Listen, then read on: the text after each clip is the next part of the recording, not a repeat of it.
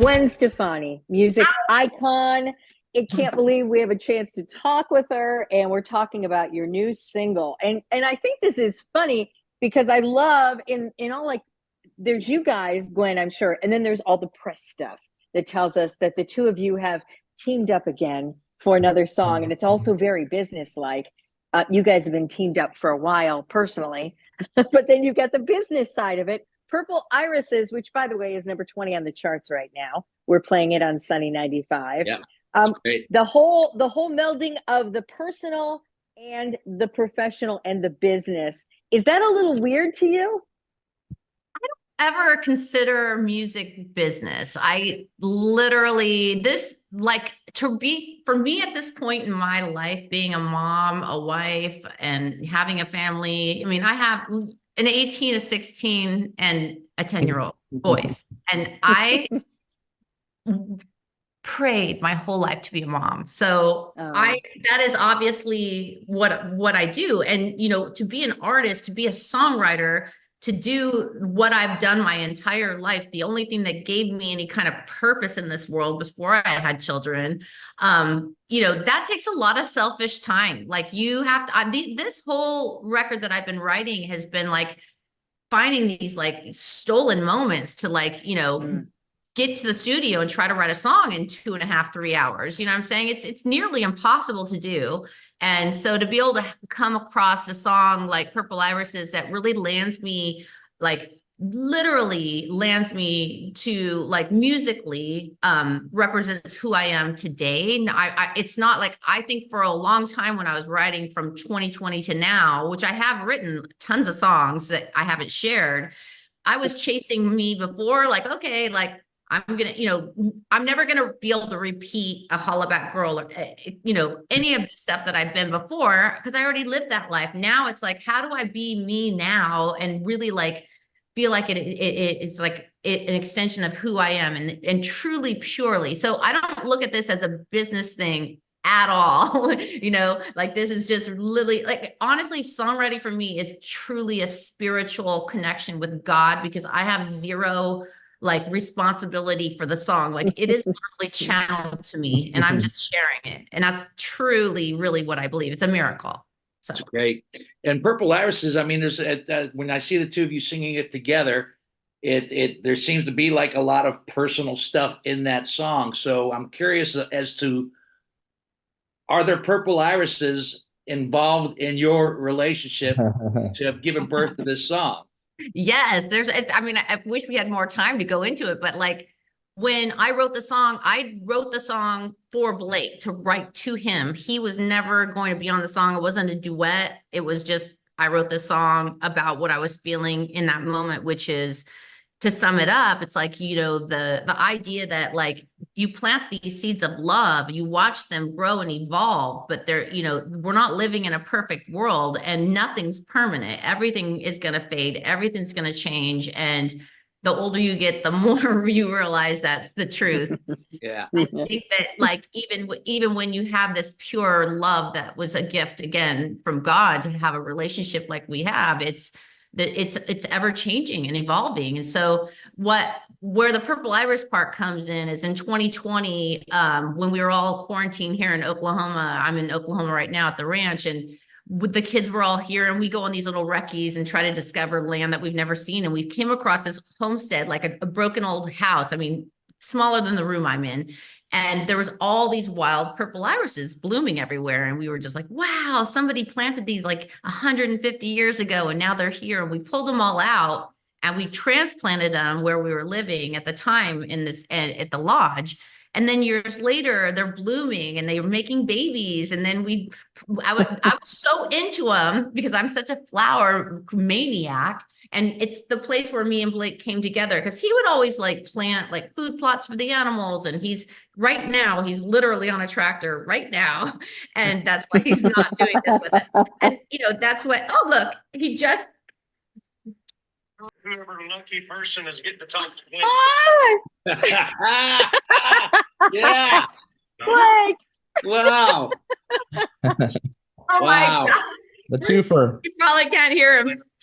I just wrote him. I was like, send me a video, because everyone's like, why is Blake not on there? If you're in Oklahoma, he's on the tractor, he's doing his food plots. And, so for us, like when we come together and we do a lot of this like big gardening, and it just has so much, gardening has such a truth to life. It's like you're planting hope, you're out there and you're trying to see, like, can I be part of this miracle that's going to happen? And I feel like Purple Irises, the title really represents love, hope, and how we have to weather the storms of this broken world that we live in, Well, and you ask questions. You ask questions in it that any girl, I feel like, would ask. Do you still, like, I feel like you're just being so honest. Do you still think I'm pretty? I mean, you ask, you don't, say, do I look fat in this? But you still say, do you think I'm pretty? I just think those are very raw questions. And in a relationship, as it goes on, we tend to ask of our partner.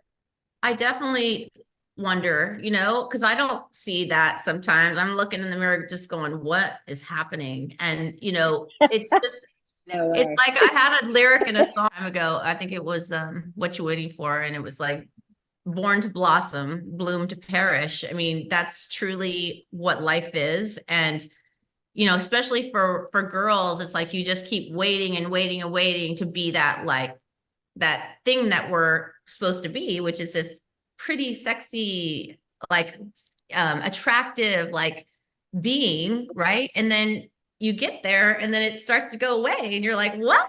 Like, what? That's so mean. And it's no different than having a baby. It's like your whole life you wait for this baby and you have it, and then they just keep getting, and then they're not yours. And you're like, wait a minute, where's my baby? And it's just, this life is so confusing. But I think that, like, with music, it's crazy because, like, I talked about it being this out of my control, like, spiritual experience. It's when you are really honest and you really do ask those questions and you share that, and it's in that perfect, moment, people relate to it because we're just human. We're all doing the same thing here. And music is one place that really brings us together. It's just a mystery. It's a gift that we have here. So, and just the fact that I get to do it I'm so grateful. I know we're talking a lot about, like, evolving, but I'm definitely a child of the 90s. So I remember watching you on MTV Spring Break. Oh my gosh, that was the very beginning. Wait, the blue sequins pants, do you remember those? Oh yeah, I remember a lot of it. Love the fashion. Yeah. What's something that you like to go back and that really anchors you in your roots? What's that one, like, song or movie or something that sometimes you just got to put on and take you back to your youth?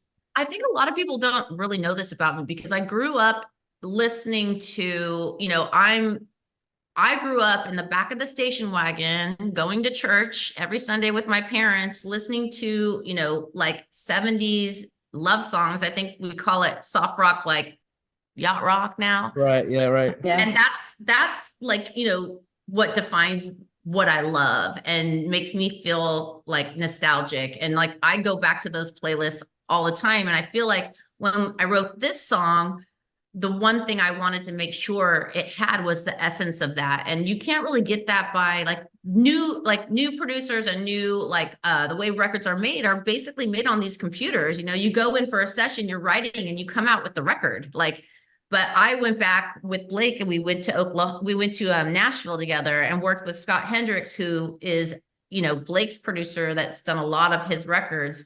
And we got, like, incredible musicians and we recorded this song live in a studio, and it was just this old school. You can't really get that sound unless you have human beings playing the song live.